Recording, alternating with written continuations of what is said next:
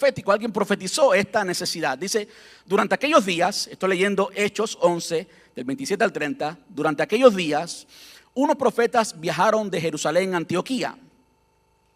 Uno de ellos, llamado Ágabo, se puso de pie en una de las reuniones y predijo por medio del Espíritu que iba a haber una gran hambre en todo el mundo romano. Esto se cumplió durante el reinado de Claudio. Así que los creyentes de Antioquía decidieron enviar una ayuda a los hermanos de Judea. Y cada uno, entienda cómo se repite, y cada uno dio lo que podía. Así lo hicieron y confiaron sus ofrendas a Bernabé y a Saulo para que las llevaran a los ancianos de la iglesia en Jerusalén. De modo que la primera razón por la que vemos que debemos practicar la generosidad y dar con alegría es simplemente la necesidad. Es simplemente la necesidad. Ahora usted puede pensar, y quiero que entendamos las implicaciones de lo que estaba sucediendo y lo que eso tiene que ver con nuestro presente hoy. Las personas creo que son, sí, sensibles a dar a la necesidad, pero muchas veces no quieren hacerlo mediante la vía que la iglesia enseña suplir a la necesidad. ¿Qué estaba haciendo el apóstol Pablo? Estaba colectando ofrendas por todas las iglesias. Usted puede estudiarlo, va a encontrarlo por todas las iglesias, en las iglesias de Gálatas, como ya hemos visto, en la iglesia de Corinto, en la primera iglesia fundada, la iglesia en Antioquía. Por todos los lados estaba buscando ofrendas para los cristianos en Jerusalén. ¿Ok? Ahora entendamos un poquito las implicaciones de esto. Primeramente, en Jerusalén habían por lo menos 3 que conocemos literalmente, que ya hemos leído, que estaban allí para administrar y estaban dedicados a tiempo completo: Pedro, Juan y Santiago, el medio hermano de Jesús. De modo que tenía que haber un cuerpo gubernamental que administrara estas ofrendas, que administrara estas finanzas. Tenía que haber una junta de trustees, como se diría hoy, para manejar estas finanzas. Y esos trustees vivían dedicados, tenían un salario, y parte de la ofrenda también estaba implicada en esto. En otras palabras, la ofrenda iba para suplir la necesidad de los necesitados y toda la logística que llevaba suplir esa necesidad. ¿Me están entendiendo? Ok. Vemos que además habían razones teológicas y razones espirituales, y estas son incluso de un peso tremendo. Había una agenda divina. Dios estaba haciendo algo entre el pueblo judío y el pueblo gentil. Todos sabemos que los gentiles eran despreciados por los judíos. Y cuando llega el evangelio, llega sí a través de los judíos, pero se extiende a los gentiles. Y es precisamente lo que el apóstol Pablo y Bernabé estaban haciendo. ¿Qué hacía el apóstol Pablo antes de ser cristiano? ¿Cómo se convirtió el apóstol Pablo? Persiguiendo, apresando y matando a los creyentes. Pablo era judío. Dios lo llama a predicar a los gentiles. De modo que había una agenda divina. La agenda divina era que Dios quería unir al pueblo judío y al pueblo gentil. Y una forma en la que Dios podía hacer esto, un canal, un método en el que Dios podía hacer esto, era precisamente las finanzas. Ahora los judíos estaban en necesidad, y aquellos gentiles, una vez despreciados, aquellos gentiles que quizás no eran mirados de una forma correcta por los judíos, ahora iban a recibir, los judíos iban a recibir de los gentiles una ofrenda de amor. Como que Dios estaba haciendo algo en el corazón de estos dos pueblos y uniéndolo, como bien dice el apóstol Pablo, para que los dos pueblos se unieran y sean uno. Había una agenda divina. Algo Dios estaba haciendo con estos dos pueblos en cuanto a la unidad, en cuanto al amor demostrado, y era a través de las finanzas. De modo que también había una razón, un propósito teológico. Habían ciertas cuestiones que tenían que ser rotas allí teológicamente. No solamente de eso, y quiero que presten atención a esto, sino que esto de dar se convirtió en la iglesia primitiva en parte del carácter, parte de lo que caracterizaba la experiencia cristiana. De nuevo, en cada reunión, la experiencia de cada uno. En cada reunión, el primer día de la semana, la experiencia de cada uno. Tanto así que nuestro querido maestro y amigo John MacArthur, enseña que en 2 Corintios capítulo 8 versículo 4, usted puede anotarlo aquellos que están estudiando, en 2 Corintios capítulo 8 versículo 4, en 2 Corintios capítulo 9 y versículo 13, y en Romanos capítulo 15 y versículo 26, se está hablando de colectar, se está hablando de ofrendas, se está hablando de dar, pero la palabra que se usa para referirse a esa colecta, a ese dar, según lo enseña John MacArthur, y pues yo no he tenido el tiempo de irme al griego, tampoco tengo el conocimiento del griego, así que tengo que esperar y descansar en alguien que conozca el griego tan confiable como John MacArthur, ¿verdad que sí? Él dice que la palabra que se usa allí para referirse al dar, a la colecta, ¿saben cuál es? Koinonía. Los que conocen la palabra koinonía significa compañerismo, significa intimidad, significa compartir. El compartir de cada creyente, cada primer día de la semana estaba caracterizado, ese compartir, esa intimidad estaba caracterizado, ¿por qué? Por las finanzas, por las ofrendas, y eso es bueno, eso es agradable, eso agrada a Dios y te convierte a ti en una persona generosa, eso es motivo de alegría. Ahora lo último, para hablar de las razones. Otra razón por la que podemos dar y debemos dar alegremente es por el sostén, y yo puse entre comillas salario, el sostén, el salario de los líderes que se dedican. Hay 3 pasajes, voy a leer los 3 pasajes, se explican por sí mismos, no hay necesidad de que hable mucho de esto y prefiero no hablar mucho porque pues estuviera como reclamando el salario para mí, pastor, y no quiero que lo entiendan así. De hecho, ya hemos recogido la ofrenda, no vamos a hacer nada extraño para que usted dé más, ni nada por el estilo. Pero quiero que entendamos que es propósito de Dios y debe ser motivo de alegría de todo creyente mirar a alguien que se dedica a algo y mirar el fruto de esa dedicación y decir, mi dinero estuvo allí, yo logré eso. Yo hice posible que ese pastor predicara así. Yo hice posible que esos músicos tocaran así. Yo hice posible que esa iglesia pueda ser, o ese templo, esa propiedad pueda ser de Iglesia Hispana de Brandon. Yo hice posible que esta iglesia llegara hasta tal lugar. ¿Cómo lo hiciste? Con tus finanzas. Y eso debe ser motivo de alegría. Ese debe ser motivo de satisfacción. Miremos Filipenses capítulo 4, versículos de 10 hasta el 19. Filipenses 4, del 10 al 19.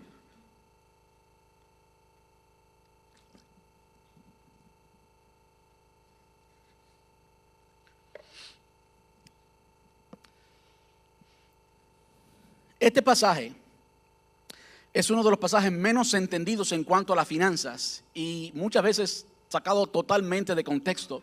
Si usted ya lo ha examinado un poquito, simplemente por lo que hemos dicho, usted sabe que ahí está Filipenses 4:13. ¿Qué dice Filipenses 4:13? Todo lo puedo en Cristo que me fortalece. Y nos encanta decir eso, pero no sabemos el contexto de por qué Pablo estaba diciendo eso. Miremoslo. Filipenses 4, versículos desde el 10 hasta el 19. Dice, ¿cuánto alabo al Señor de que hayan vuelto a preocuparse por mí? Sé que siempre se han preocupado por mí, pero no tenían la oportunidad de ayudarme. No que haya pasado necesidad alguna vez, porque he aprendido a estar contento con lo que tengo. Sé vivir con casi nada o con todo lo necesario. He aprendido el secreto de vivir en cualquier situación, sea con el estómago lleno o vacío, con mucho o con poco. Pues todo lo puedo hacer por medio de Cristo, quien me da las fuerzas. De todos modos, han hecho bien al compartir conmigo en la dificultad por la que ahora atravieso. Como saben, filipenses, ustedes fueron los únicos que me ayudaron económicamente cuando les llevé la buena noticia, el evangelio, por primera vez, y luego seguí mi viaje desde Macedonia. Ninguna otra iglesia hizo lo mismo.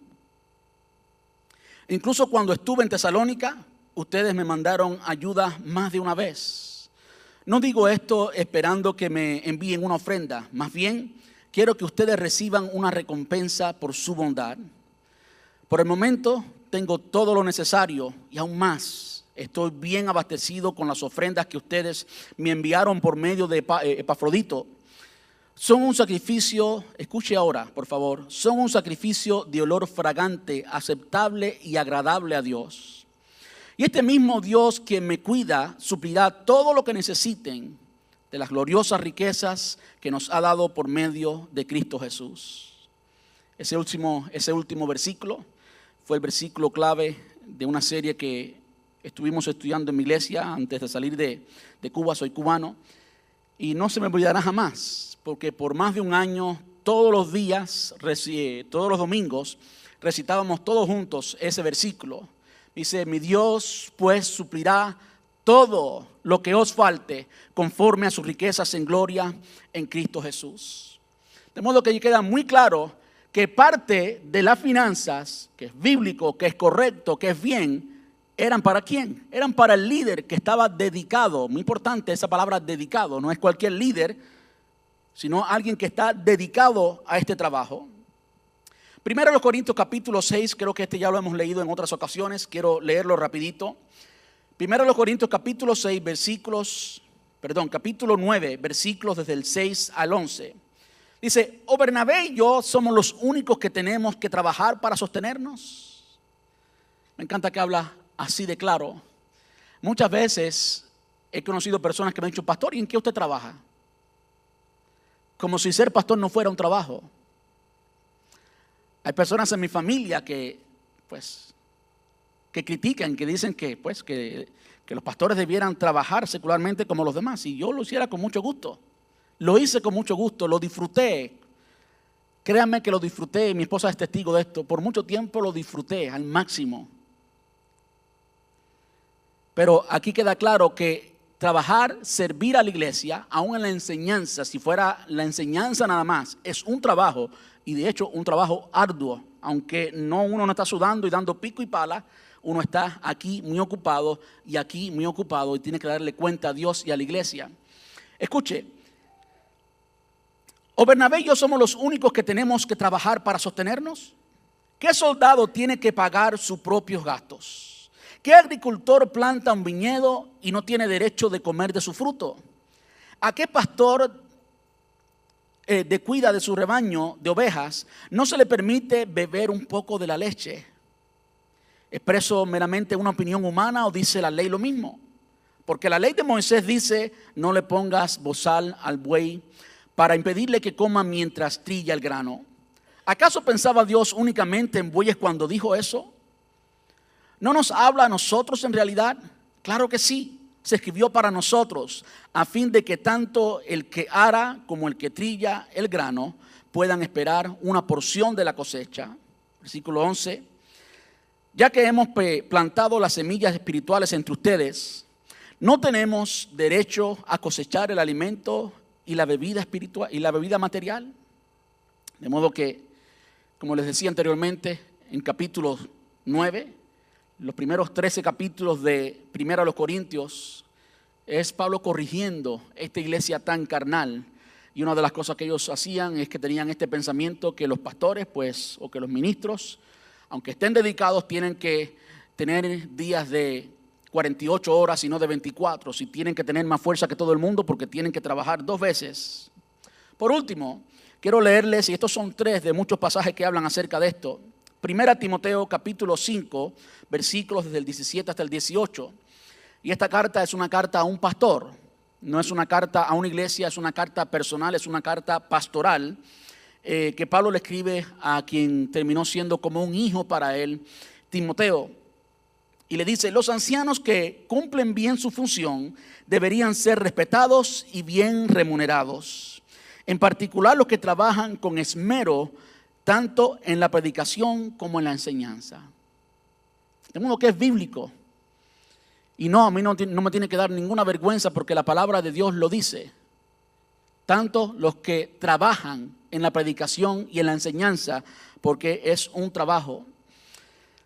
Ahora, si usted tiene la versión Reina Valera, y si tiene básicamente creo que cualquier otra versión, dice que los ancianos que cumplen bien su función, de modo que está hablando de la eficiencia con la que algún anciano, algún pastor, la palabra anciano en el Nuevo Testamento, anciano, pastor, presbítero, obispo, es exactamente lo mismo, es un pastor. Simplemente son diferentes palabras para referirse a la misma función y cambia la palabra, depende del contexto, pero las funciones son exactamente las mismas. Y podemos aprender aquí que hay ancianos que están dedicados a tiempo completo y hay ancianos que no están dedicados a tiempo completo. Y de los que están dedicados a tiempo completo, hay algunos que trabajan muy eficientemente y otros no trabajan muy eficientemente. Y lo que dice aquí es que deben ser tenidos por doble honor. ¿Usted sabe lo que significa doble honor? Doble paga es lo que significa. Así lo dice, por ejemplo, la traducción en lenguaje actual. Cuando alguien trabaja con eficiencia y se dedica totalmente a esto, dice el Señor, no digo yo, y no estoy reclamando que me paguen nada más ni nada por el estilo, simplemente estoy explicando la palabra de Dios, que es mi responsabilidad, que deben ser tenidos por doble honor, por doble paga, que se le pague bien. Pues la Escritura dice, de nuevo, lo que ya dijo anteriormente en Corintios, no le pongas bozal al buey que trilla para impedirle que coma mientras trilla el ganado. Y dice también, los que trabajan merecen recibir su salario. Qué bueno que la Nueva Traducción Viviente habla del salario, porque eso ayuda a entender lo que es correcto. Cuando usted sabe que está dando para un fin correcto, para un fin bíblico, para un fin que lo amerita, pues usted da con alegría, usted es libre para dar, ¿verdad que sí? Y me encanta que aquí dice salario, de modo que eso responde a la pregunta, ¿cómo se le debe pagar a las personas en la iglesia? ¿Cómo se le debe pagar a los ancianos, al pastor, a las personas que tengan tiempo completo en la iglesia? Bueno, la respuesta es literalmente un salario. Hoy en día hay muchas cosas extrañas y locas por ahí, como que el pastor recibe el diezmo y del diezmo da el diezmo a otro lugar y un montón de cosas que no tienen validez bíblica ninguna. De hecho, aprovecho la oportunidad para enseñarles y decirles, cuando usted vea algún pastor que todo su manejo de finanzas y la administración de finanzas de la iglesia lo basa en el Antiguo Testamento, eso huele mal. Porque nosotros no vivimos en el Antiguo Testamento, aunque es útil, es palabra de Dios, tiene una utilidad, nos enseña, toda la palabra de Dios es útil para enseñar, para redarguir, para instruir en justicia, a fin de que el hombre de Dios sea completo, sea perfecto, enteramente preparado para toda buena obra. Pablo lo dijo.